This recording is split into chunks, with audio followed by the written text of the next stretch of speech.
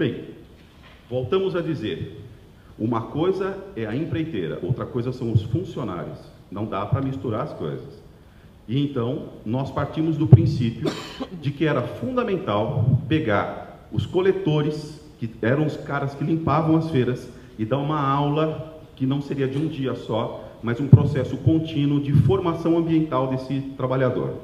Pegamos então os coletores de feiras, fizemos um trabalho com eles para levá-los em aterro sanitário, em usinas de compostagem, em lixões em outras cidades, uma série de coisas para o coletor ter noção da importância do trabalho dele na compostagem, para ele se sentir, perceber de que não valia a pena o trabalho dele ser meia boca, valia a pena ele trabalhar legal. E nós então obrigamos as empresas a usar a mesma equipe para trabalhar numa feira. Então uma feira que precisava de 12 homens para limpar ela no final do dia, essa feira passou só a necessitar de 4 homens, para no final do dia estar muito mais limpa do que com 12 no final. Por quê? Porque o sistema era muito simples, né? O sistema era, o coletor, ele pegava lá atrás, está vendo, tem umas caixas, pegava a própria caixa do feirante e ia enchendo com aqueles restos de verdura, frutas, legumes, ia levando para os bags, né? E os bags, então, conforme iam ficando cheios, iam fechando. Eles tinham uma boca, uma saia que corria e que podia manter o bag, inclusive, fechadinho. Então, a gente se preocupou nos mínimos detalhes, para com que fosse uma coisa bonita ao olhar, e não fosse um saco de lixo. Primeiro porque o bag, ele não é um saco de lixo descartável. Ele pode ser usado até 6 meses, se você tiver um bom cuidado com ele, né?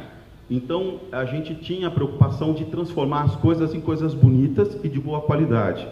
Então, usar materiais resistentes para durar o máximo possível. A outra questão é que a gente ia tentar, no modelo novo, mudar o nome do coletor, porque antigamente era lixeiro, passou para coletor, e a gente queria que esses homens que trabalhassem nesse sistema se chamassem agentes ambientais. Porque para valorizar o trabalho dele e mudar completamente a visão que a sociedade e ele mesmo tem da sua operação. E isso daria vamos dizer assim, uma revolução no aspecto do trabalho, porque as pessoas precisam ter um nome correto da sua função, né? Então, chamar alguém de lixeiro é sempre manter o processo no limite pior que pode existir.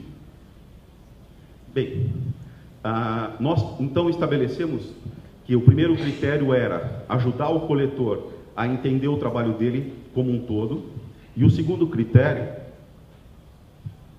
era mostrar para a sociedade, para os consumidores, como que funcionava o projeto na feira. O poder público normalmente erra, ele gasta uma fortuna montando o projeto, bacana, sem problema nenhum, mas ele peca na área de educação, ele peca na área de informar. Então, nós montávamos nas feiras uma barraca uma semana antes de montar o projeto. Ficávamos então conversando com as pessoas, dando de presente saquinhos de composto, de boa qualidade, e explicando para as pessoas que na outra semana aquela feira ia passar por um processo revolucionário na limpeza. E que as pessoas poderiam começar a guardar na casa delas papéis, plásticos, vidros e metais para trazer para a feira, para poder fazer a troca, né? No sentido de usar a feira também como um ponto de entrega voluntária, que depois seria esse material doado para as cooperativas. Então a feira criou uma sintonia com a sociedade muito bacana, porque ela reciclava a matéria da feira e reciclava a matéria das pessoas que iam na feira. E as pessoas começaram a usar o carrinho de compra de feira para guardar como se fosse dentro de casa uma caixa de recicláveis. Então era bonito ver as pessoas vinham com o carrinho, elas vinham com os carrinhos cheios de papel, lata, chegavam na feira e jogavam. Quanto tempo eu tenho? Eu não quero... 6 minutos? Então, assim, contando uma história rápida. Quando a gente montou uma feira, a gente punha esses PEVs coloridos que chamavam arco-íris. Então, os PEVs marrons coletavam matéria orgânica. Os PEVs pretos, os bags pretos coletavam os resíduos que a gente ainda não tinha tecnologia para usar. E o bag que tinha um lado verde, o outro azul, né, vermelho e amarelo, que são as cores do papel, plástico, metais, recebiam isso. Teve uma feira que a gente montou... Luciano, e a gente... não precisa precisa correr tanto, porque como você não tem filme, você tem 10 minutos no mínimo. Opa, porque... a Rispa dando tempo, eu tô feliz, porque a mulher é brava, bicho. Nossa Senhora. Então eu não vou correr. Então, a gente monta... Olha que fama de má. Não é má, eu falei brava. Brava é diferente de má, concorda? Completamente diferente. Então a gente colocou o bag do lado da barraca de pastel. O pasteleiro no primeiro dia me chamou, mas assim, comeu a minha alma, né? Vocês estão pondo um saco de lixo aqui.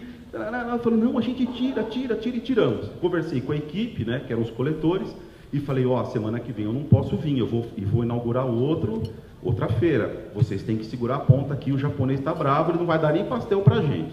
Não, beleza, não tem problema. Passou uma semana, na outra eu voltei. Quando eu voltei, o bag estava do ladinho da barraca do japonês. Gente, eu desci até com as pernas bamba. Falei, vou de novo, vou lembrar da minha mãe, e fui na barraca do japonês na manhinha, catei uma alça do bag e fui puxando. O japonês veio para cima. Eu falei, pronto, agora é a hora, né? Por que o senhor está tirando isso daqui? Eu falei, como é que é? Eu falei, o senhor ficou bravo a semana retrasada, que a gente pôs. Hoje o senhor quer o bag? Mas, nossa senhora, eu aumentei as vendas de pastel mais de 30%, meu. Todo mundo vem aqui trazer o material de casa, para e vem comer meu pastel.